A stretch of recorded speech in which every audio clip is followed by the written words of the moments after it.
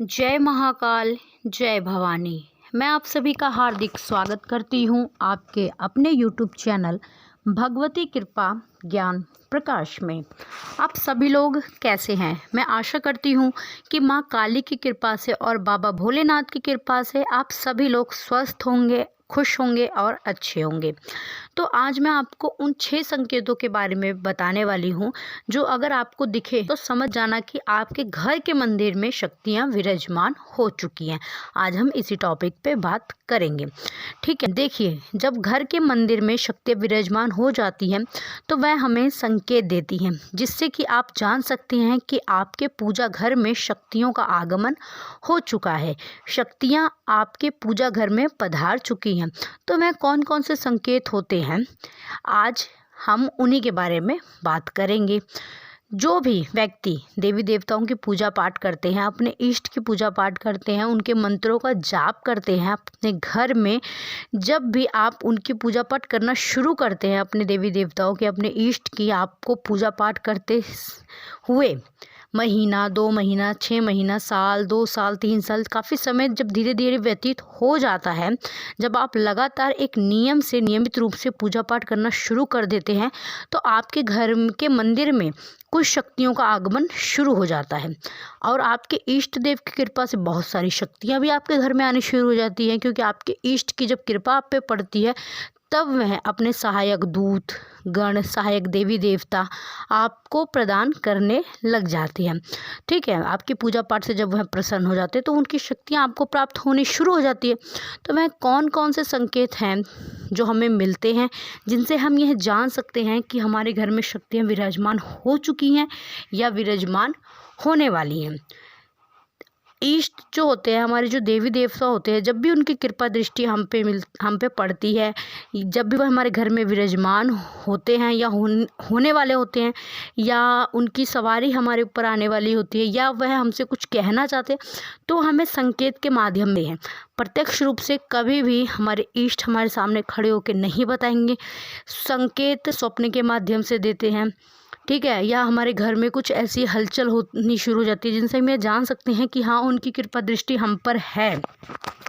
और रुके हुए काम जब बनने लगे, ठीक है, ऐसी परिस्थितियाँ सामने, कठिन परिस्थितियाँ सामने आए, लेकिन वो यूँ चुटकियों में हल हो जाए, तो ये सारे संकेत होते हैं कि उनकी कृपा दृष्टि हम पर है।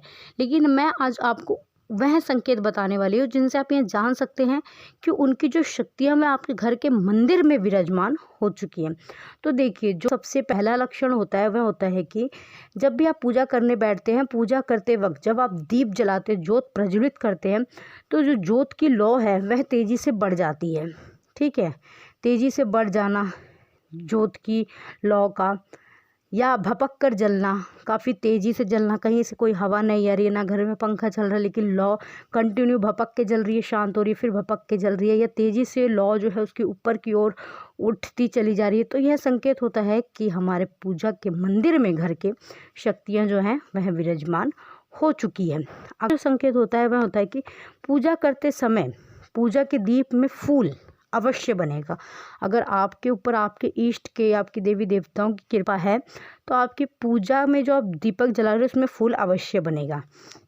वह फूल कभी भी बन सकता है, 1 बार भी बन सकता है, साल में 6 बार भी बन सकता है, हफ्ते में 1 बार बन सकता, कंटिन्यू बन सकता है, कभी भी बन सकता है, लेकिन आपकी पूजा के दीपक में फूल अवश्य बनेगा। तो यह बहुत बड़ा संकेत होता है कि उनकी जो कृपा दृष्टि है, उनकी जो शक्तियाँ हैं, वह आपके घर के मंदिर में विराजमान हो चुकी हैं। अगला जो संकेत है वह है कि जब आप पूजा पाठ करेंगे तो जो दीपक की जो ज्योत होती है उसमें अलग अलग आकृतियाँ बननी शुरू हो जाती हैं। जैसे मैंने अभी आपको बताया कि फूल जैसे बनता है, उसी तरीके से दीपक की लौ में त्रिशूल बन जाता है। ठीक है, कभी कभी माँ के नेत्र बन जाएंगे, कभी कभी माँ का कोई खड़क टाइप में ऐसी आकृति बन जाएगी, कभी किसी किसी की ज्योत में दिखा है कि छोटी सी साक्षात माँ काली का स्वरूप बनता है, भगवान कृष्ण का स्वरूप बन जाता है ज्योत में। तो यह एक बहुत बड़ा संकेत होता है कि आपके घर के मंदिर में आपके इष्ट देव, आपकी देवी देवताओं की शक्तियाँ विराजमान हो चुकी हैं।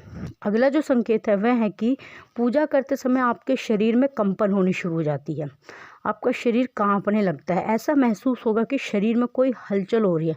आपको में नहीं आएगा ये क्यों हो रहा है। कभी कभी कुछ व्यक्ति जो हैं वो डर भी जाते हैं, लेकिन यह एक बहुत बड़ा पॉजिटिव साइन होता है, क्योंकि जब शक्तियाँ हमारे अंदर समावेश होती हैं, प्रवेश करती हैं, तो शरीर में कंपन होती है, क्योंकि हमारा शरीर अभी उस लायक नहीं है कि वह उसको झेल सके, तो हमको कम सी महसूस होती है।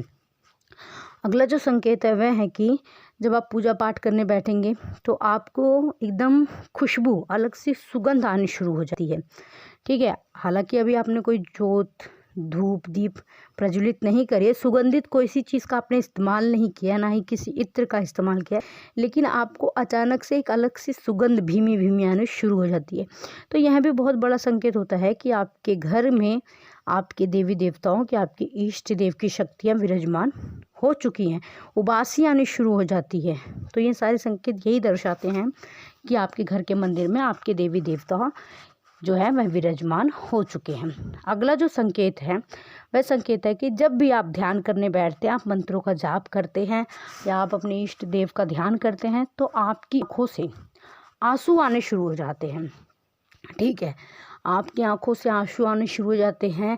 आपको ऐसा महसूस होगा जब आप उनके तस्वीर को या उनके विग्रह को देखेंगे, तो आपको ऐसा महसूस होगा कि जैसे वह आपसे कुछ कहना चाहते हैं, जैसे कि वह आपको देख रहे हैं, आपको सुन रहे हैं, वह आपसे बात करना चाहते हैं। मतलब वह प्रतिमा, वह मूर्त आपको सिर्फ एक मूर्त जैसी बिल्कुल भी नज़र नहीं आएगी।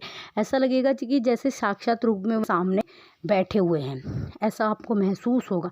और आप उनसे बात भी करते हैं, वह भी आपसे बात करते हैं। तो जब इस तरह की स्थिति बनने लगे तो आप ये समझ जाइए कि आपके पूजा घर के मंदिर में जो शक्तियां हैं वह विराजमान हो चुकी हैं। तो मैं आशा करती हूँ कि आपको मेरे द्वारा दी गई हुई यह जानकारी पसंद आई होगी।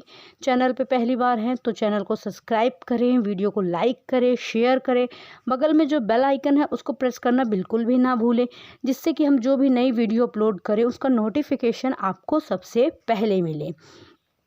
मैं बाबा भोलेनाथ और माँ भवानी से आप सभी के लिए प्रार्थना करती हूँ कि वह सभी, आप सभी पर उनकी कृपा दृष्टि सदैव बनी रहे। आप सभी लोग हमेशा खुश रहें, खुशहाल रहें। माँ काली आपकी हर एक बुरी नज़र से, हर एक बुरी शक्तियों से सदैव रक्षा करे। बाबा भोलेनाथ, बाबा भंडारी आपके घर के सदैव अन्न धन के भंडार भरे रहें। धन्यवाद। महाकाल, जय भवानी।